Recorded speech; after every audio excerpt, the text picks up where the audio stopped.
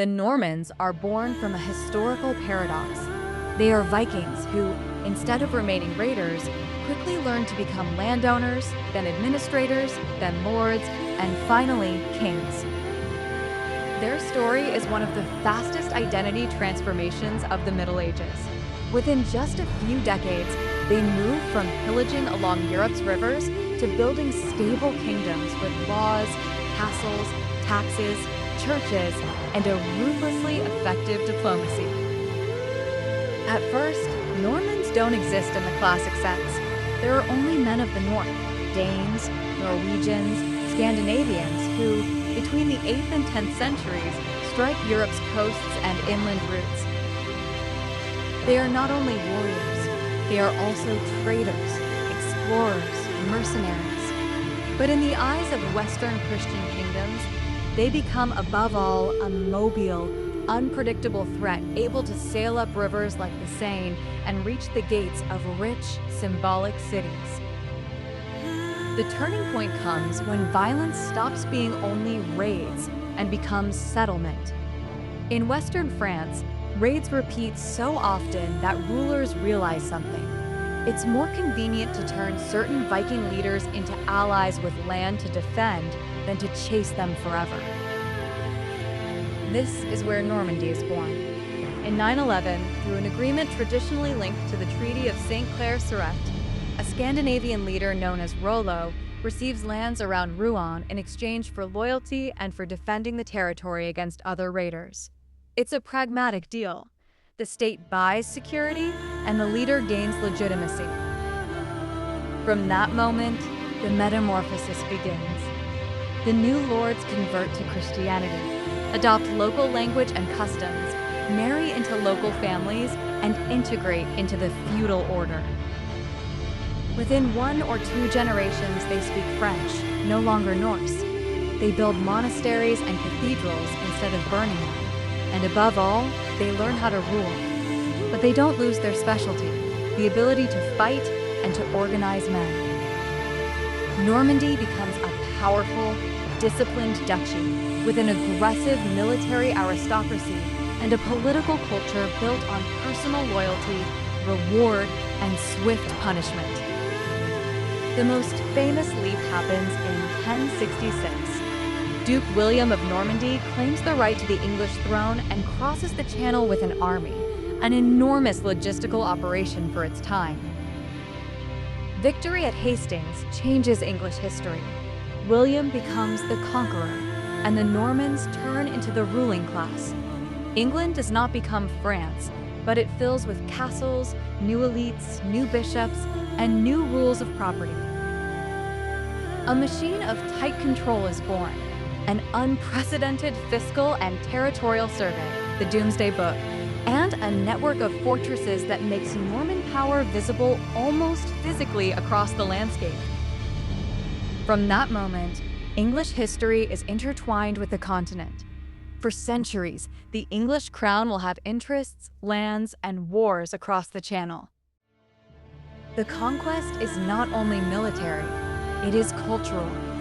For generations, the language of court and law is in Norman French, and this reshapes English from within. Countless words tied to law, power, administration, cuisine, and court life enter the vocabulary. England becomes a fusion laboratory.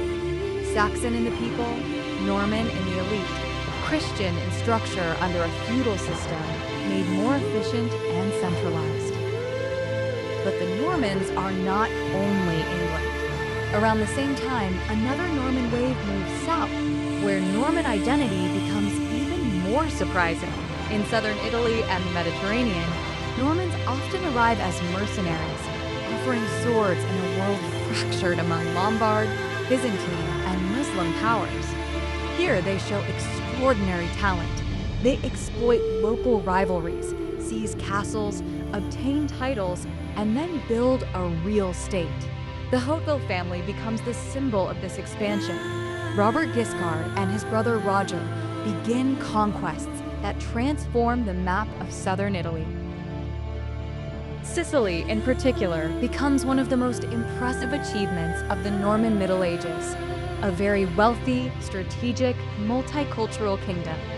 In 1130, the Kingdom of Sicily is born under Roger the Sessile.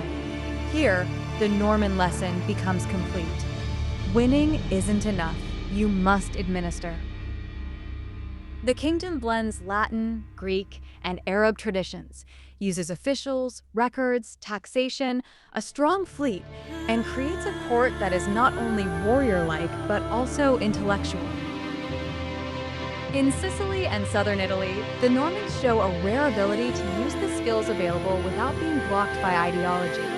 If a Greek or Arab official knows how to manage accounts and ports, he is used. It's the pragmatism of empire builders. Art tells the story too. Churches and palaces mix Romanesque, Byzantine, and Islamic elements into a unique visual identity. Meanwhile, their presence spreads into the Crusader world. Norman figures take part in the Crusades and in the creation of principalities in the East, bringing the same style of war and feudal rule. And in northwestern Europe, after 1066, the Normans pushed their influence into Wales, Ireland, and Scotland, not always through clean conquests, but through a slow network of castles, alliances, marriages, and political pressure. So what did the Normans achieve, in short? They created states where there had been frontier zones, imposed a visible, controllable model of power, turned war into a political tool integrated with administration and religious propaganda, and left a huge mark on Romanesque architecture, the feudal structure of Western Europe, and the history of the English monarchy. Their strength is not only ferocity, it's speed of adaptation. They understand that, to endure, they must be legitimate. They need titles, churches, laws, coinage, bureaucracy, and they learn how to make others recognize it. And what did they lose?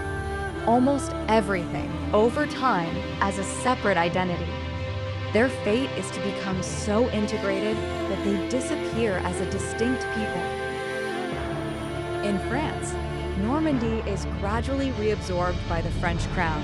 A key moment is 1204, when the King of France conquers continental Normandy, taking it from the King of England. From then on, Norman becomes increasingly a regional identity within France, no longer an autonomous political project.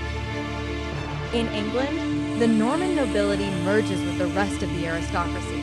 The kingdom remains, but the Normans are no longer the Normans. They simply become English, with a Franco-Norman elite background.